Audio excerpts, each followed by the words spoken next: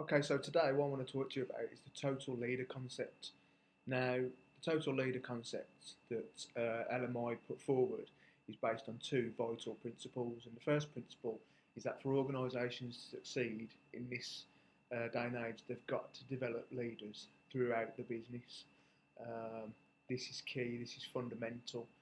There's no point constantly bringing in new leadership blood. You know, people have got to be developed within the business at all stages. So right the way through from an apprentice level, once they become an apprentice level, to a qualified apprentice, junior positions, first-time managers, middle managers, and then ultimately senior managers, and then board level. And this idea of total leadership has got to come through those very definite stages.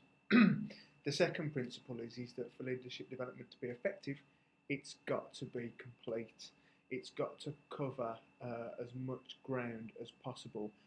And basically, what it can't be piecemeal. You know, there's got to be a system of education, learning, and application. Now, massive conglomerates do this very, very well. You take the likes of GE, for instance, when Jack Welch was there, leadership was one of his core focuses within that business. He realised that to run that business 100% effectively, he needed to have people in the business who not only had talent and skill, but also had the backup of the education and the knowledge to be able to lead effectively. So, with these two key concepts, that's what we're striving for when we say a total leader. Now, what are the components of total leadership? Well, very, very quickly, within the programs that I deliver and within the coaching, etc., that I do, there's basically four main areas. The first one is personal productivity, because if we ask ourselves a question, how can we lead a bigger team if we are not as productive as we can possibly be, then we need to address that and make sure that we are actually as productive as we can be, so that we instill good habits within ourselves that are then going to be passed on to the various teams that we're working with. So personal productivity is absolutely key. The way I describe it is that it's probably applicable to somewhere in the region of 90 to 95% of people throughout the workforce. The difference is the amount of people who actually realise that they need to improve their personal productivity. And that really is the challenge, not only for the individuals, but also for businesses. Okay, so once we've done that, it's then about personal leadership. So we've become more productive. Ultimately, then we need to apply that, and we need to be able to lead ourselves more effectively. So some of the questions, we ask in the programs is, what are your ultimate goals? What are your objectives? What does leadership mean to you at this present moment? What does it mean to you in 5 years' time, 10 years' time, etc.? And then really addressing every area of an individual's life. So not just the business perspectives, but also the personal. So things like family, education, your social interactions, your religious or spiritual beliefs. And really trying to build on that whole picture, so that not only are we productive, but we've also got a clear vision of what our leadership is, both for ourselves and ultimately, for further on with our teams. So then the third aspect of the total leader for me and the programs that I deliver is motivational leadership. So this is now being able to apply that personal leadership.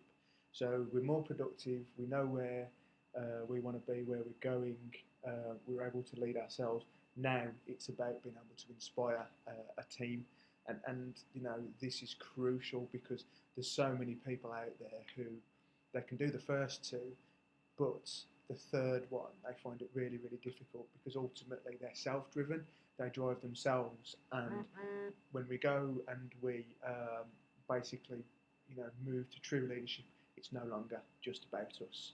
It's about the people within our teams. Yes, we're important, but we're not the sole focus anymore. So it's about being able to help people to develop themselves and to utilise their skills, experience to the maximum, really.